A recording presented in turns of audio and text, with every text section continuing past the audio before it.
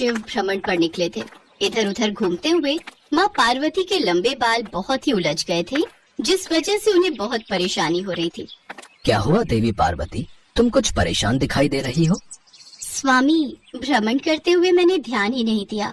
मेरे बाल बहुत ही उलझ गए हैं। कितने दिनों से मैंने अपने बाल धोए नहीं हैं। सोच रही हूँ वो सामने जो नदी है उसके तट पर जाकर अपने बालों को धो लूं, ताकि मेरे बालों में से मैल निकल जाए और यह स्वच्छ होकर सुलझ जाए।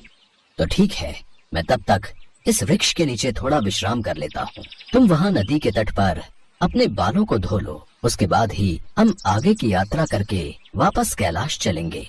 ठीक है स्वामी, फिर मैं थोड़ी देर में आती हूँ। भगवान शिव वृक्ष की छाया में विश्राम करने लगे और माँ पार्वती एक साधारण स्त्री का रूप लेकर नदी पर बाल धोने के लिए चली गई। माँ पार्वती नदी पर पहुँची तो सब औरतें उनके लंबे बाल देखने लगीं। सुनिए, क्या आपके पास ऐसा कोई साधन है ताकि मेरे उलझे हुए बाल सुलझ जाए? हम तो यहाँ पानी भरने आए हैं, हमारे पास भला क्या होगा? जो भी है हमारे घर पर है। तो क्या आप मेरी सहायता कर सकती हैं? मुझे अपने बालों को सुलझाने के लिए आवश्यकता है। क्या आप में से कोई मेरे बालों को सुलझा देगा?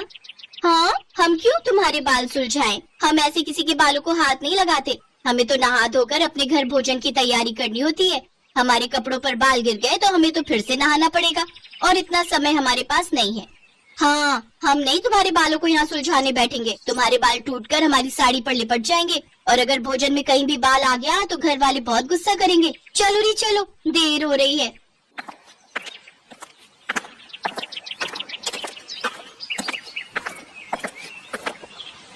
बहन, तुम्हारे बाल लंबे हैं, इन बालों पर कंघा फेरना पड़ेगा। थोड़ा तेल लगाना होगा ताकि बाल मुलायम हो जाएं, फिर ये बाल आसानी से सुलझ जाएंगे। अच्छा, क्या तुम मेरे बालों को सुलझाने में मदद कर सकती हो? मेरे पास ऐसा कोई साधन नहीं है जिससे मैं अपने ये बाल सुलझा सकूं। इसके घर में एक वक्त की रोटी बनाने का तो तेल होता नहीं है। तुम्हारे बालों में लगाने के लिए तेल कहाँ से लाएगी? शांति बहुत गरीब है, ये एक छोटी सी झोपड़ी में रहती है। बहन, आप इन सब की बातों पर ध्यान मत दो। मुझ गरीब को तो रोजाना ऐसे मजाक सहने की आदत हो गई है। बहन, मैं घर से तेल और कंघा लेकर आती हूँ। शांति कुछ ही देर में तेल और कंघा लेकर माँ पार्वती के पास वापस लौटी। उसने माँ पार्वती के बालों में थोड़ा तेल लगाया, जिससे बाल मुलायम हो गए। शांति बहुत प्रेम से माँ पार्वती के बालों को सुलझा रही थी। धीरे धीरे बाल सुलझने लगे। जैसे जैसे शांति बालों को सुलझाती तो थोड़े बाल उसकी झोली में भी गिरते। शांति हैरान रह गई। जो बाल उसकी झोली में गिर रहे थे वे सोने के होते जा रहे थे। माँ पार्वती मंद मंद मुस्कुरा रही थी। शांति इस चमत्कार को समझ नहीं पा रही थी। माँ पार्वती के बाल पूरी तरह से सुलझ गए, घने लंबे सुंदर बाल। पर वो बाल सोने के क्यों बन गए, इसका भेद शांति को जानना था। अचानक कंघा फेरते हुए शांति को माँ पार्वती के सिर में पूरा ब्रह्मांड दिखाई देता है और माँ पार्वती अपने साक्षात रूप में आ जाती हैं। माँ पार्वती और एक साधारण स्त्री के वेश में। हाँ बेटी, मैं तुम्हारी अपनी माँ पार्वती। तुमने मेरे बालों को कितना अच्छे से सुलझा दिया। तुम बहुत दयालु हो और सबकी मदद करने वाली हो, इसलिए मैं तुम पर बहुत प्रसन्न हूँ। बेटी, जो भी मनुष्य सदैव दूसरों की मदद करते हैं उन पर मैं प्रसन्न होती हूँ और अपनी कृपा करती हूँ। मेरे ये बाल अब सोने में बदल चुके हैं। अब तुम इस सोने को बेचकर अपने जीवन को सुखमय बनाओ। मेरे आशीर्वाद से तुम्हारे घर अब धन संपत्ति का कभी अभाव नहीं होगा। सदा खुश रहो।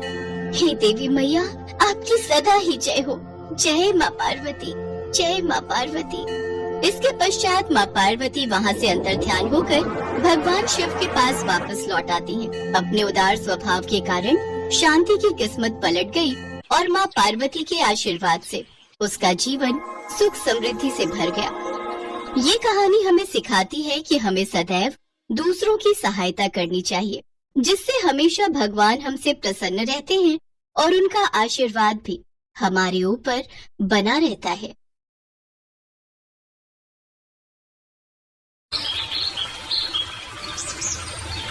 भगवान शिव तपस्या से उठे तभी उन्होंने माता पार्वती को कहीं से आते हुए देखा। अरे देवी पार्वती, आप कहाँ से भ्रमण करके लौट रही हैं? देवी लक्ष्मी ने बुलाया था। बहुत दिनों से दोनों मिले नहीं थे तो सोचा आज मिलाऊं। आपको पता है, विष्णु जी ने देवी लक्ष्मी के लिए बहुत सुंदर लहंगा साड़ी बनाई है, खुद अपने हाथों से सिली है। मेरा मन है आप भी मेरे लिए एक सुंदर सा लहंगा अपने हाथों से सिलो। मुझे भी आपके हाथों का सिला लहंगा पहनना है। माँ पार्वती की बात सुनकर शिवजी जोर से हंसे।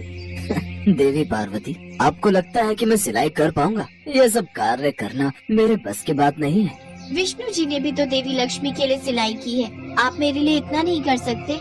आपको मेरे लिए लहंगा सिलना ही होगा। बस मैंने कह दिया सो कह दिया। मैं भोजन बनाने जा रही हूँ। गणेश और कार्तिकेय लौटने वाले होंगे और आते से खाने को कुछ मांगेंगे। अरे देवी पार्वती, ये कैसी जिद है? मैं भला एक लहंगा कैसे सिल सकता हूँ? ये कैसी दुविधा में डाल दिया है तुमने। प्रभु, एक रास्ता है इस दुविधा से बाहर आने का। क्या रास्ता नंदी, जल्दी बताओ।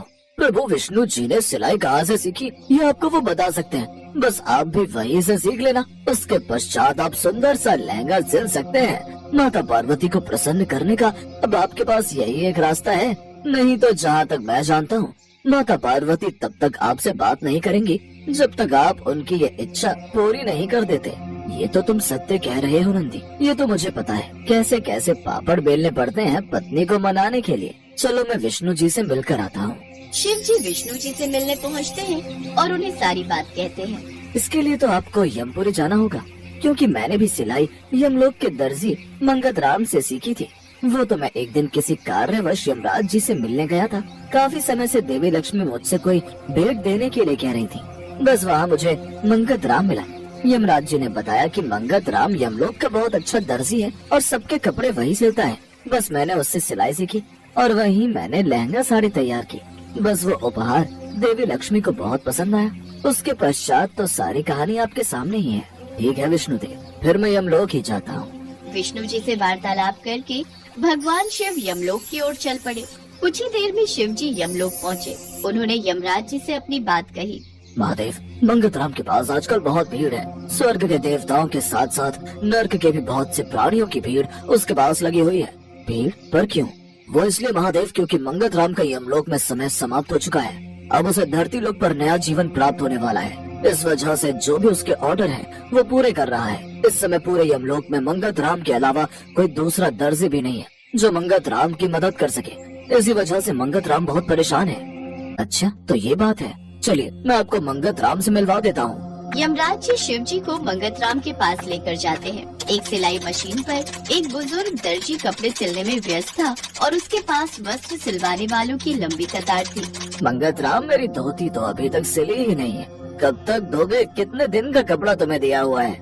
मंगत राम, मेरी धोती कब तक मिल जाएगी? मैं भी 4 चक्कर लगा चुका हूँ। अरे कुबेर जी, आप 4 चक्कर लगा चुके हो। मैं तो रोजाना ही पूछ कर जाता हूँ कि मेरे वस्त्र कब तक सिलेंगे। चिंता मत करो, मिल जाएंगे। अकेला हूँ, सारे काम एक साथ नहीं कर सकता। पहले तुम्हारे साथ राम प्रकाश भी तो सिलाई करता था, वो नजर नहीं आ रहा। उसका दूसरा जन्म हो गया है। चलो अच्छी बात है, अब कुछ समय में तुम्हें भी नया जन्म मिल जाएगा। तभी यमराज जी और महादेव आ जाते हैं। हाँ, बस अब कुछ ही दिन की बात है। मंगत राम भी धरती लोक पर नया जन्म प्राप्त करेगा।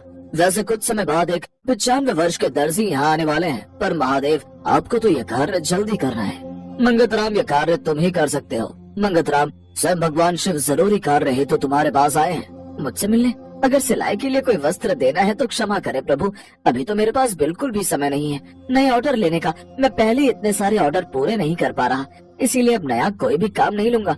यही सोच रहा हूँ। मुझे कुछ सिलवाना नहीं है, बल्कि मुझे खुद सिलाई सीखनी है, इसीलिए मैं तुम्हारे पास आया हूँ। मुझे देवी पार्वती के लिए एक लहंगा सिलना है, जिसमें तुम मेरी सहायता कर सकते हो मुझे सिलाई सिखाकर। आपको माता पार्वती के लिए लहंगा सिलना है? ठीक है, मैं आपकी मदद करूंगा, पर आपको बहुत मेहनत करनी होगी। सबसे पहले कपड़े की कटाई करना सीखना होगा, उसके पश्चात ही आप सिलाई करना सीख पाएंगे।